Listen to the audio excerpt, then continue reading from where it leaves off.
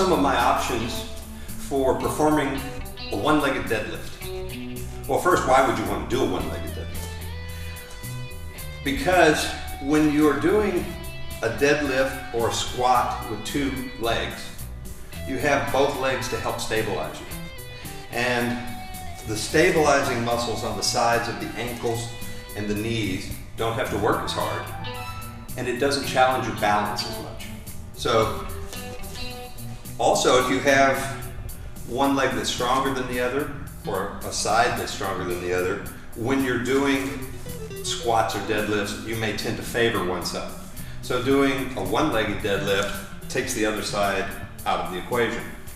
So if your right leg's stronger than your left, doing one-legged deadlifts with your left side forces your left side to do all the work and to stabilize it and to provide the balance. So here are some variations.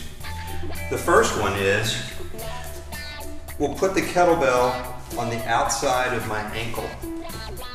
This is about the easiest one because I have other body parts on this side to balance my weight against the weight of this kettlebell. What I want you to caution you about is performing the lift like this. That's just hinging your hips, and although it's not necessarily dangerous, it's not working the parts that we want to work. What I want you to do is flex your knee and flex your hip and lower your hips. Maintain your balance, put it down, and stand without it. Notice there's no flexion in the elbow. I have my arm locked, my shoulder connected to my torso, and I lower everything together by pulling my hip down to the floor. So that's variation one. One kettlebell on the outside of my leg. The next variation is quite a bit harder because now all the weight's on the inside. Move the kettlebell inside of my foot. I'm going to use the opposite hand and do the same thing. When I stand up, I'm going to, by necessity, have to lean slightly to keep the center of mass over the supporting leg. Pull myself down. Stand under control, very tall. Put the bell down, stand without it, and repeat.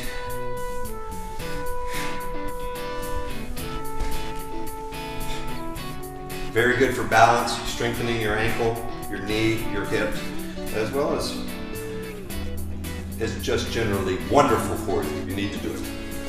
Okay, so there's one more. We're going to put the kettlebell in front of our foot. This one's a little more challenging because the weight's in front of me, and we're going to use two hands. Again, try not to lean straight over, but lower your hips and sit back like in the box squat. Pull yourself down, stand up, I'll try that again.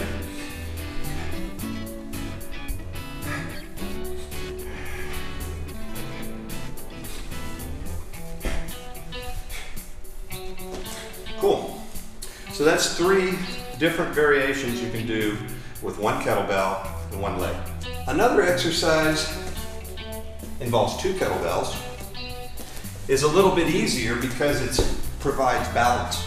Weights are on both sides of your body. However, it's more challenging because you have more weight. In this case, they're 35-pound kettlebells.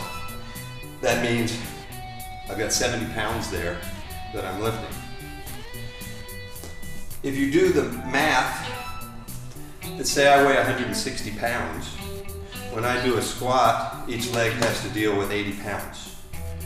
When I do a one-legged squat, that one leg has to deal with 160 pounds.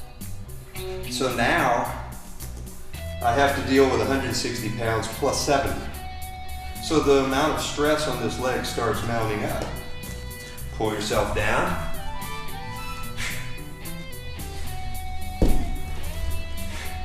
The balance is easier because I have something in both hands.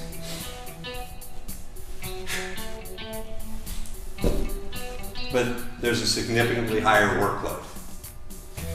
Add one-legged deadlifts to your workouts.